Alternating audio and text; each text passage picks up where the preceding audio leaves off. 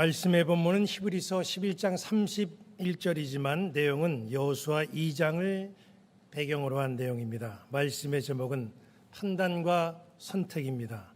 40년의 광야 생활을 마친 이스라엘은 이제 요단을 건너서 가나안에 진입을 해야 됩니다. 하나님이 약속하신 이 가나안은 그냥 들어가서 깃발만 꽂으면 얻는 땅이 아니라 싸움을 통해서 얻어야 될 땅입니다. 그렇기 때문에 무엇보다도 담대함이 필요하고 믿음이 필요합니다.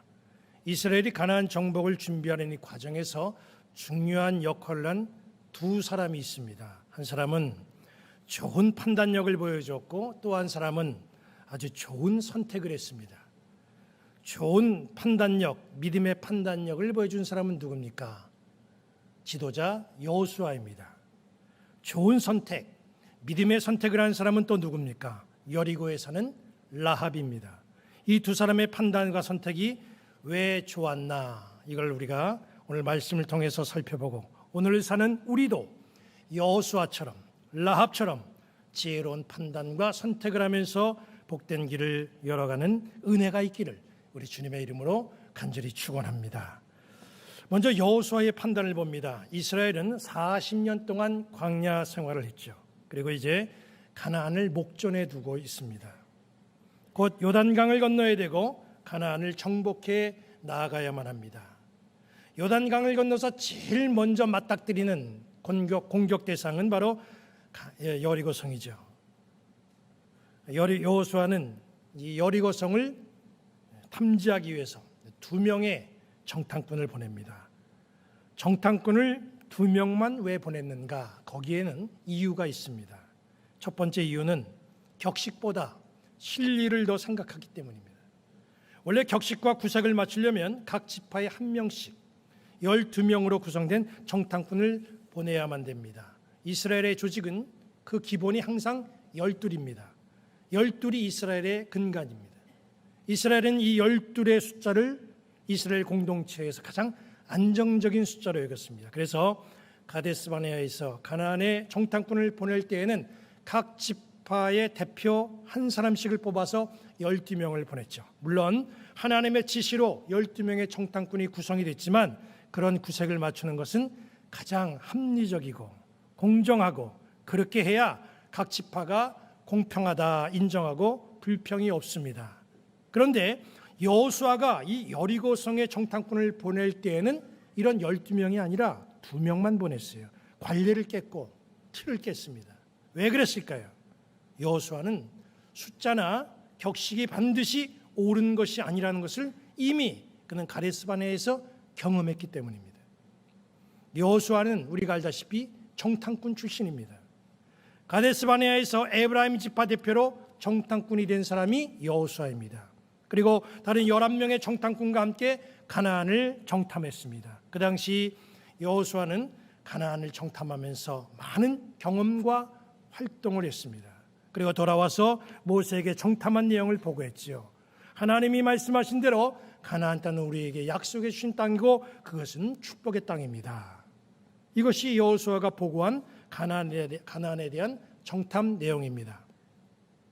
그런데 자기하고 갈렙을 제외한 나머지 10명의 정탐꾼은 전혀 다른 의견을 냈습니다.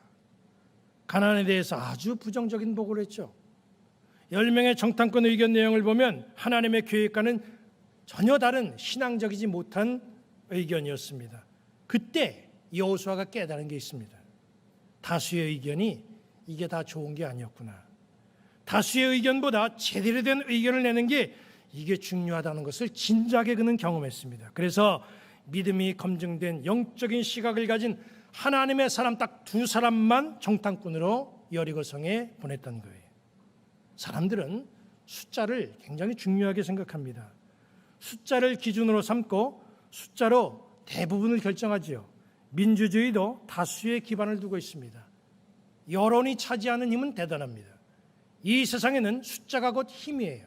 그러다 보니까 돈으로, 언변으로, 무력으로 사람의 수를 늘리는데 많은 사람들이 신경을 쓰고 거기에 관심을 쏟고 있습니다. 어느 공동체든지 숫자가 많으면 상대를 압도하게 되어 있습니다. 그런데 반드시 숫자가 정답이 아니라는 거예요. 인류사에 있어서 숫자의 힘이 저지른 실수들이 있습니다. 그 중에서 가장 큰 실수는 예수님을 십자가에 못 박은 일이죠. 누가복음 23장 22절 23절 말씀을 보면 이렇게 말씀했습니다. 빌라도가 세 번째 말하되 이 사람이 무슨 악한 일을 하였느냐? 나는 그에게서 죽일 죄를 찾지 못하였나니 때려서 놓으리라 하니 그들이 큰 소리로 재촉하여 십자가에 못 박기를 구하니 그들의 소리가 이긴지라. 소리가 이겼다고 그랬어요. 숫자가 이겼다는 뜻이에요. 그러니 이 숫자의 힘이 얼마나 큽니까? 그러나 그렇다고 숫자가 곧 정의나 진실은 아니라는 거죠. 그래서 우리가 주님의 일을 할 때 무엇보다도 생각할 될 것은 숫자보다도 우리 주님도 그런 마음을 갖고 계시고 우리 주님도 그런 생각이실까? 여기에 관심을 두고 결정을 해야 된다는 거예요. 여호수아는 숫자보다도 믿음의 시각, 영적인 시각이 굉장히 중요하게 생각했고 그는 그것을 바라봤습니다. 그래서 제대로 된 정탐꾼 두 사람만 선발해서 여리고성에 보냈던 거예요. 여리고성을 탐지하는 데 두 사람만 보낸 또 하나의 이유가 있습니다. 정탐꾼을 두 사람만 보낸 것은 이스라엘 백성들에게 용기와 힘을 불어 넣어주기 위해서 그렇게 한 거예요. 여호수아는 이미 하나님의 약속을 알고 믿고 살아간 사람입니다. 하나님이 가나안 땅을 주실 것이라고는 이미 확신했어요. 그래서 광야 가데스바네아에서 가나안을 정탐하고 돌아와서 가나안은 하나님이 우리에게 허락하신 땅이요 우리가 들어갈 수 있는 희망의 땅이라 그렇게 믿음의 보고를 했습니다. 여호수아는 자기와 같은 마음을 가진 정탐꾼을 원했어요. 가나안을 바라보는 시각이 자기와 똑같은 사람, 그런 정탐꾼을 원했습니다. 믿음을 갖고 주님을 바라볼 줄 아는 그런 정탐꾼이 필요했던 거죠. 가나안에서 무엇을 보든지 긍정적인 생각을 가지고 가능성을 이야기할 수 있는 그런 정탐꾼, 즉 이스라엘 공동체의 희망을, 복음을 전할 수 있는 그런 정탐꾼이 필요했습니다. 왜 그런 정탐꾼이 필요했을까요? 광야 가데스바네아에서 어떤 일이 있었습니까?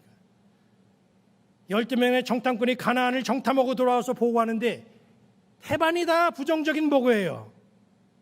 백성들은 가나안에 대해서 아는 게 하나도 없습니다. 가나안에 대해서 아무것도 모르는 백성들은 정탐꾼의 말에 의지할 수밖에 없어요. 이 10명의 정탐꾼이 굉장히 심각하게 얘기합니다. 거긴 못 갑니다. 백성들은 10명의 정탐꾼의 말만 듣고 가나안 것이 그런 줄로만 알고 생각하고 사는 거예요. 10명의 정탐꾼이 보고한 부정적인 보고가 이스라엘 공동체 전체에 어떤 영향을 끼쳤습니까? 민수기 14장 1절부터 3절을 봅니다. 온 회중이 소리를 높여 부르짖으며 백성이 밤새도록 통곡하였더라. 이스라엘 자손이 다 모세와 아론을 원망하며 온 회중이 그들에게 이르되 우리가 애굽 땅에서 죽었거나 이 광야에서 죽었으면 좋았을걸. 어찌하여 여호와가 우리를 그 땅으로 인도하여 칼에 쓰러지게 하려 하는가? 우리 처자가 사로잡히리니 애굽으로 돌아가는 것이 낫지 아니하리야. 10명의 정탐꾼의 보고는 이스라엘 공동체 아주 절망을 안겼습니다. 가나안의 희망을 그동안 갖고 있었는데 그것은 적과 꿀이 흐르는 땅이요 하나님이 우리에게 허락하신 땅이니 우리는 얼마나 행복한 백성인가 이랬는데 그 소리 듣고 나니까 이 절망으로 바뀌었습니다. 가나안에 대한 희망을 가졌던 여호수아도 절망했어요. 여호수아는 또 왜 절망했습니까? 이스라엘의 모습을 보신 하나님의 반응 때문이에요. 이스라엘의 모습을 보신 하나님이 어떤 반응을 보이셨습니까? 민수기 14장 28절을 보니까 그들에게 이르시기를 여호와의 말씀에 내 삶을 두고 맹세하노라. 너희 말이 내 귀에 들린 대로 내가 너희에게 행하리니. 여호와의 귀에 들린 대로. 무슨 소리가 하나님의 귀에 들렸습니까? 우리는 애굽 땅에서 죽는 것, 이 광야에서 죽는 것, 이게 좋다. 이런 소리가 하나님의 귀에 들렸어요. 하나님은 이 소리를 들으시고 그대로 이루셨습니다. 출애굽 1세대 그렇게 아우성쳤던 그런 말을 했던 출애굽 1세대를 모두 다 여호수아 갈렙을 제하고는 광야에서 죽게 했습니다. 여호수아는 이 말씀이 얼마나 두렵고 떨리는 말씀이었는지 그는 가데스바네아에서 뼈저리게 경험했어요. 그래서 이런 부정적인 보고하지 않을 믿음의 정탐꾼을 선발한 겁니다. 정탐꾼들의 입에서 복음이 전해지기를 원했던 거예요. 왜냐하면 하나님은 귀에 들리신 대로 이루어주는 분이라는 사실을 그가 알았기 때문이죠. 여호수아가 원했던 대로 정말 이 두 명의 정탐꾼은 정탐을 하고 와가지고 이스라엘 공동체에 희망을 전했습니다. 여호수아 2장 24절을 봅니다. 또 여호수아에게 이르되 진실로 여호와께서 그 본 땅을 우리 손에 주셨으므로 그 땅의 모든 주민이 우리 앞에서 간담이 녹더이다 하더라. 생각해 보세요. 사실 간담이 녹았던 건 여리고 사람들이 아니라 정탐꾼들이었습니다. 정탐꾼들은 여리고에서 정말 긴장하면서 거기서 정탐 활동했어요. 발각될 위기에 처해 있었고 추격을 피해서 도주하는 일도 있었습니다. 여리고는 아주 호락호락한 도시가 아니었어요. 하지만 그런 경험을 했는데도 불구하고 정탐꾼들은 와서 보고하기를 부정적인 보고를 하지 않았다는 거예요. 힘든 정탐 활동이었지만 돌아와서 보고할 때는 그 땅의 모든 주민이 우리 앞에서 간담이 녹더이다. 이 긍정적인 보고를 했어요. 이런 보고를 받은 이스라엘이 어떤 마음을 품었겠습니까? 자신감이 생기지 않았겠습니까? 만약에 이 여리고를 정탐하고 온 이 두 명의 정탐꾼이 거기 갔다가 아주 죽을 뻔했습니다. 얼마나 보안이 잘 돼 있는지 살금살금 우리가 들어갔는데도 벌써 그게 귀에 들어가 가지고 우리는 도망 다니고 추격당하느라고 정신 못 차리고 있다가 돌아왔습니다. 이랬으면 어떡할 뻔했어요. 그런데 그런 보고하지 않았습니다. 그 땅은 우리가 들어갈 수 있는 땅이요. 가보니까 소문에 듣던 과는 달리 아주 형편없는 정말 우리를 보고 간담이 녹는 연약한 사람들이 거기 존재하고 있습니다. 이런 보고했을 때의 백성들이 무슨 생각을 갖겠습니까? 사기가 오르고 싸울 용기가 생기는 거 아니겠어요? 여호수아는 이런 복음을 전할 수 있는 정탐꾼을 선발했던 거예요. 그 결과 정말 객관적으로 보면 가장 이 가나안에서 점령하기 힘든 이 여리고성을 무사히 점령할 수 있었던 거죠. 이런 결과물은 정탐꾼을 잘 선발한 여호수아의 현명한 판단 때문이에요. 그 다음에 우리가 살펴볼 사람은 선택을 잘한 라합이라고 하는 인물입니다. 여호수아는 정탐꾼을 비밀리에 여리고성에 진입시켰습니다. 여리고성에 잠입한 이 두 정탐꾼은 기생 라합의 집을 은신처로 삼고 그걸 거점으로 이제 정탐 활동을 피고 있죠. 여리고성에 정탐꾼이 들어왔다는 정보가 여리고 왕에게 알려졌어요. 정탐꾼들이 기생 라합의 집에 은신해 있다는 제보가 들어갔습니다. 왕은 이제 군사를 출동시켜서 라합의 집을 수색하려고 했습니다. 정탐꾼들이 이제 꼼짝없이 붙잡힐 위기에 놓였어요. 그런데 라합이 거짓말로 둘러댑니다. 정탐꾼이 여기 오긴 왔지만 이미 떠났습니다. 그렇게 말하는 거예요. 라합은 적군인 이스라엘 정탐꾼을 숨겨줬어요. 라합은 여리고 사람이며 정탐꾼들은 이스라엘 사람이고 적군입니다. 이제 곧 이들이 돌아가면 군사들을 대동해서 여리고를 침략해 올 적군들이에요. 당연히 이건 왕에게 보고해야 되고 앞으로 있을 전쟁을 대비해서 여리고를 지켜내야만 합니다. 그런데도 라합은 오히려 자기 동족을 속이고 적군을 숨겨줘요. 왜 그랬을까요? 그 이유가 여호수아 2장 9절부터 11절에 나옵니다. 말하되 여호와께서 이 땅을 너희에게 주신 줄을 내가 아노라. 우리가 너희를 심히 두려워하고 이 땅 주민들이 다 너희 앞에서 간담이 녹나니 이는 너희가 애굽에서 나올 때에 여호와께서 너희 앞에서 홍해물을 마르게 하신 일과 너희가 요단 저쪽에 있는 아모리 사람의 두 왕 시온과 옥에게 행한 일 곧 그들을 전멸시킨 일을 우리가 들었습니다. 우리가 듣자 곧 마음이 녹았고 너희로 말미암아 사람이 정신을 잃었나니 너희의 하나님 여호와는 위로는 하늘에서도 아래로는 땅에서도 하나님이시니라.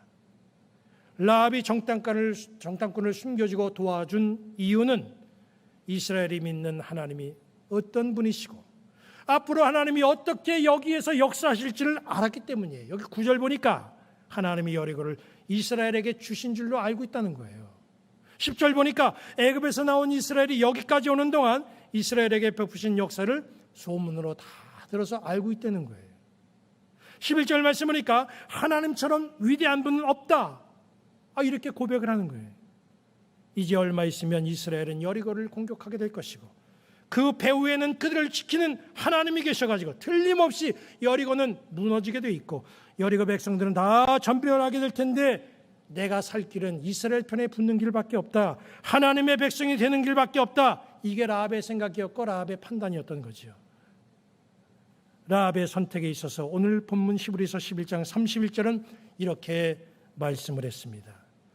믿음으로 기생 라합은 정탐꾼을 편안히 영접하였으므로 순종하지 아니한 자와 함께 멸망하지 아니하였도다.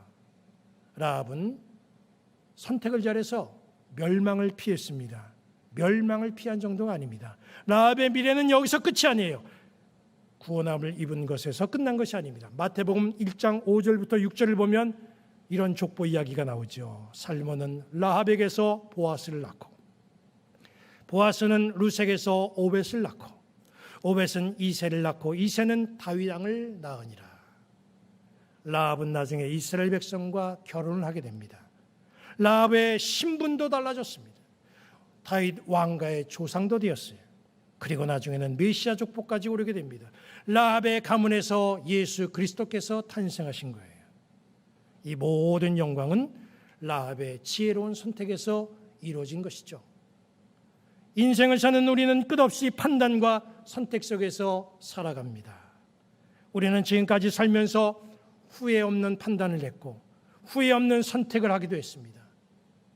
때로는 또 후회스러운 판단도 했고 후회 막심한 선택을 한 적도 있습니다. 우리의 판단과 선택이 잘못되어서 우리는 시행착오를 겪은 일이 있었다고 한다면 이제부터라도 우리는 지혜로운 판단과 선택을 통해서 복된 길을 걸어가는 주의 백성들이 되어야 될 줄로 믿습니다. 가나안 여리고에 사는 라합이라고 하는 여인의 선택이 선택하며 살아가야 되는 우리 세상살이의 좋은 이정표가 되기를 축원합니다. 여호수아가 보여준 지혜로운 판단력이 이 시대를 살아가는 우리에게도 있기를 축원합니다. 이 한 주간 라합처럼 여호수아처럼 바른 선택과 판단과 선택으로 승리의 길을 걸어가는 우리 모든 성도들 되시기를 우리 주님의 이름으로 간절히 축원합니다.